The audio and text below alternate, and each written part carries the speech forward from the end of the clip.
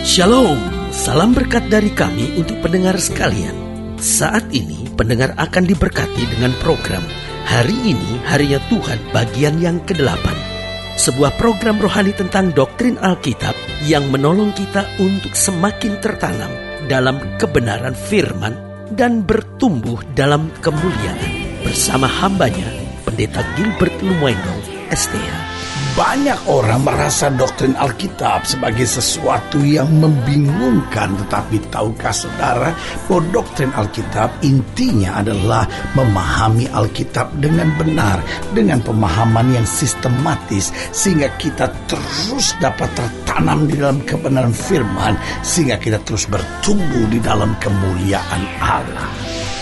Buka hati saudara sekalian untuk menerima berkat-berkat firman-Nya hari ini. Banyak buku yang ditulis tentang doa. Banyak orang berbicara tentang doa. Banyak orang mengorganisir kegiatan-kegiatan tentang doa. Banyak orang menyanyikan lagu tentang doa.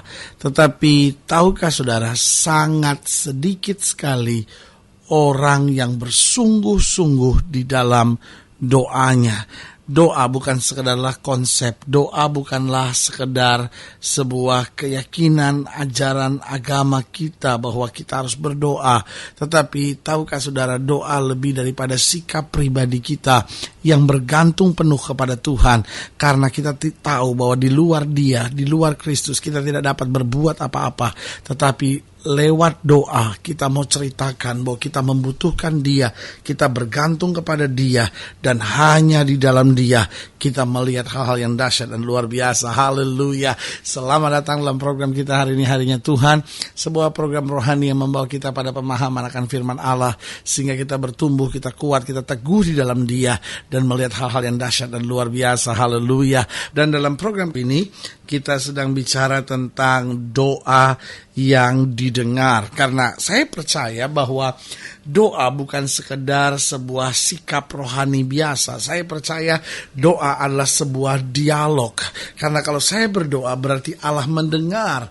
Dan karena Allah mendengar, Allah menjawab doa saya. Karena Allah menjawab doa saya perlu lagi berdoa untuk bersyukur, untuk berterima kasih. Dan kemudian Allah mendengar lagi, Allah menjawab lagi. Sehingga terjadi komunikasi, terjadi dialog yang manis. Sehingga justru dalam doa kita merasakan kedekatan kuasa Tuhan. Sehingga doa bukan sekedar meminta apa yang saya mau, tapi lebih dalam dari itu. Doa adalah mengerti dan memahami apa yang sebetulnya Allah mau. Sehingga dalam doa kita bukan memaksa Tuhan untuk melakukan apa yang saya mau, tetapi dalam doa kita memaksa diri kita untuk menjalani, untuk melaksanakan apa yang Tuhan mau. Haleluya. Nah, saudaraku yang kasih dalam Tuhan, hari ini kita masuk pada pembahasan kita dalam Kisah Rasul pasal 10. Kisah Rasul pasal 10 ayat yang ke-24 sampai ayat yang ke-48. Kisah Rasul pasal 10 ayat ke-24 sampai ayat yang ke-48. Ini juga akan kita pelajari bersama. Di ayat yang ke-24 dikatakan, dan pada hari berikutnya sampailah mereka di Kaisaria. Kornelius sedang menantikan mereka, dan ia telah memanggil sanak saudaranya dan sahabat-sahabatnya berkumpul. Ketika Petrus masuk, datanglah Kornelius menyambutnya, dan sambil tersungkur di depan kakinya, ia menyembah Petrus. Saudaraku yang kekasih dalam Tuhan, siapa Kornelius? Kornelius adalah seorang perwira pasukan. Tapi apa yang terjadi ketika dia melihat seorang hamba Tuhan, dia tersungkur di depan kakinya, ia menyembah Petrus. Tapi Petrus menegakkan dia, katanya, bangunlah, aku hanya manusia saja. Dan sambil bercakap-cakap dengan dia, ia masuk dan mendapati banyak orang sedang berkumpul.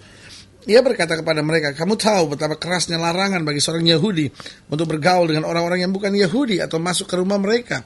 Tetapi Allah telah menunjukkan kepadaku bahwa aku tidak boleh menyebut orang najis atau tidak tahir.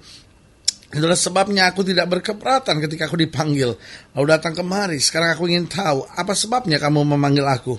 Jawab Cornelius, 4 hari yang lalu, kira-kira pada waktu yang sama seperti sekarang, yaitu jam 3 petang, aku sedang berdoa di rumah. Tiba-tiba, ada seorang berdiri di depanku, pakaiannya berkilau-kilauan. Dan ia berkata, Cornelius, doamu telah didengarkan Allah, dan sedekahmu telah diingat di hadapannya. Perhatikan baik. Cornelius berdoa, dan apa yang terjadi? Dikatakan Cornelius, doamu telah didengarkan Allah, dan sedekahmu telah diingat di hadapannya. Suruhlah orang ke Yope untuk menjemput Simon yang disebut Petrus. Ia sedang menumpang di rumah Simon, seorang penyamak kulit yang tinggal di tepi laut.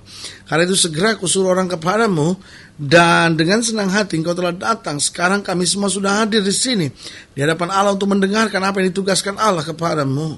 Lalu mulailah Petrus berbicara, katanya, sesungguhnya aku telah mengerti bahwa Allah tidak membedakan orang. Setiap orang dari bangsa manapun yang takut akan Dia dan yang mengamalkan kebenaran berkenan kepadanya. Itulah firman yang Ia suruh sampaikan kepada orang-orang Israel. Itu firman yang memberitakan damai sejahtera oleh Yesus Kristus, yang adalah Tuhan dari semua orang. Perhatikan, Yesus Kristus yang adalah Tuhan dari semua orang. Kamu tahu tentang segala sesuatu yang telah terjadi di seluruh tanah Yudea, mulai dari Galilea sesudah baptisan yang diberitakan oleh Yohanes, yaitu tentang Yesus dari Nazaret, bagaimana Allah mengurapi Dia dengan Roh Kudus dan kuat kuasa. Dia yang berjalan berkeliling sambil berbuat baik dan menyembuhkan semua orang yang dikuasai iblis, sebab Allah menyertai Dia.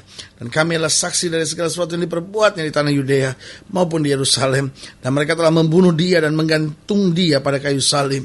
Yesus itu telah dibangkitkan Allah pada hari yang ketiga, dan Allah berkenan bahwa Ia menampakkan diri bukan kepada seluruh bangsa, tapi kepada saksi-saksi yang sebelumnya telah ditunjuk oleh Allah, yaitu kepada kami yang telah makan dan minum bersama-sama dengan Dia setelah Ia bangkit dari antara orang mati. Dan Ia telah menugaskan kami memberitakan kepada seluruh bangsa dan bersaksi bahwa Dialah yang ditentukan Allah menjadi hakim atas orang-orang hidup dan orang-orang mati. Tentang Dialah semua nabi bersaksi bahwa barang siapa percaya kepadanya, ia akan mendapat pengampunan dosa oleh karena namanya. Dan ketika Petrus sedang berkata demikian, turunlah Roh Kudus ke atas semua orang yang mendengarkan pemberitaan itu. Dan semua orang percaya dari golongan bersunat yang menyertai Petrus tercengang-cengang karena melihat bahwa karunia Roh Kudus dicurahkan ke atas bangsa-bangsa lain juga. Sebab mereka mendengar orang-orang itu berkata-kata dalam bahasa roh dan memuliakan Allah. Lalu kata Petrus, bolehkah orang mencegah untuk membaptis orang-orang ini dengan air, sedangkan mereka telah menerima Roh Kudus sama seperti kita? Lalu Ia menyuruh mereka dibaptis dalam nama Yesus Kristus. Kemudian mereka meminta Petrus supaya tinggal beberapa hari lagi bersama-sama dengan mereka. Saudaraku yang kasih dalam Tuhan, menarik untuk kita pelajari. Waktu Petrus bertanya kepada Cornelius, Cornelius, kenapa engkau memanggil aku? Lalu Cornelius berkata, aku berdoa. Dan ketika aku sedang berdoa, tiba-tiba aku mendapat jawaban dari Tuhan. Dan jawaban itu berbunyi, doamu telah didengar Allah. Saudaraku yang kekasih dalam Tuhan, ini menarik untuk kita pelajari. Ada banyak orang berdoa, tapi nggak pernah dapat apa-apa dalam hidupnya. Kita lihat betul ketika ada seorang wanita yang pendarahan 12 tahun, dia jamah ujung jubah Yesus. Dan Yesus berkata apa? Aku rasa ada kuasa yang mengalir keluar dari dalamku. Saudaraku yang kasih dalam Tuhan, doa yang benar adalah doa yang membuat kuasa dari sorga mengalir tercurah dari dalam hidup kita. Nah, saudaraku yang kasih dalam Tuhan, berarti pelajaran apa yang kita bisa dapat? Bagaimana supaya doa kita sungguh-sungguh didengar Tuhan? Ada banyak orang yang berkata, aduh pendeta saya udah berdoa sampai saya capek berdoa. Saudaraku yang kasih dalam Tuhan, bayangkan doa aja bisa menurut dia sampai capek, sampai jenuh, sampai bosan berdoa. Kenapa? Karena dia gak merasa bahwa doa sebagai sebuah dialog. Doa adalah kuasa, doa adalah sebuah komunikasi yang begitu mantap, begitu akrab, begitu intim dengan Tuhan. Nah, saudaraku yang kasih dalam Tuhan, saya pelajari dalam ayat bacaan ini, kita bisa lihat bagaimana supaya doa kita betul-betul sungguh didengar oleh Allah. Yang pertama, doa kita didengar Allah jika kita sungguh-sungguh. Doa kita didengar oleh Tuhan jika kita sungguh-sungguh.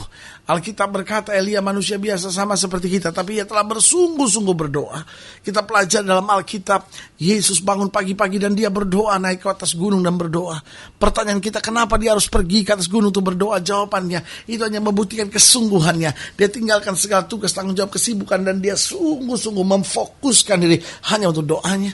Alkitab berkata kadang-kala dia sudah begitu lelah karena seharian bekerja keras, makan pun sampai mereka tidak sempat. Tetapi malam-malam ketika murid-murid tidur, Yesus berdoa semalaman dengan Bapa. Pelajaran apa yang bisa kita ambil? Bahwa dia sungguh-sungguh dalam doanya. Dia di Taman Getsemani dia berdoa sampai tetesan keringatnya berubah menjadi darah, kata Alkitab. Kenapa? Karena dalam kesungguhannya. Lihat saudaraku yang kasih dalam Tuhan, dari sini kita bisa pelajari bahwa doa yang didengar oleh Allah yang pertama adalah doa yang sungguh-sungguh. Yang kedua, doa kita didengar oleh Allah jika motivasi kita baik. Alkitab berkata kamu berdoa tapi tidak mendapat apa-apa karena kamu salah berdoa. Yang kamu pakai akan kamu habiskan untuk kesenangan kamu sendiri. Berarti dari sini Alkitab mau menggambarkan buat kita bahwa doa yang berkenan kepada Allah, doa yang dijawab oleh Allah. Yang pertama adalah doa yang sungguh-sungguh. Yang kedua adalah doa dengan motivasi yang murni. Doa yang dengan motivasi untuk menjadi berkat. Doa yang dengan motivasi untuk meninggikan dan memuliakan Kristus. Dan yang ketiga, doa yang didengar Allah, yaitu doa yang memang menggambarkan kerinduan kita untuk dekat dengan Dia. Doa kita didengar jika kita memang punya kerinduan untuk senantiasa ingin dekat. Bukan hanya karena butuh. Ada banyak orang kadang-kadang doa karena butuh. Tetapi saudaraku yang kasih dalam Tuhan, doa kita akan didengar, doa kita akan berkuasa jika kita doa karena betul-betul ingin dekat. Betul kita menghadapi masalah, tetapi kita doa karena kita ingin dekat. Tuhan, kalau saya nggak dekat Tuhan, goyang saya ngadapin semuanya. Tuhan, kalau saya nggak dekat Tuhan, jatuh saya Tuhan. Tuhan, kalau saya nggak dekat Tuhan, saya terpleset Tuhan. Karena saya mau doa, bukan sekedar untuk mendapat jawaban, karena saya tahu jawaban itu pasti. Saya doa supaya saya bisa semakin dekat dengan Dia dan mengalami kasih kuasa anugerahnya yang luar biasa. Berarti kembali saya mau ingatkan, doa bukan sesuatu yang membosankan.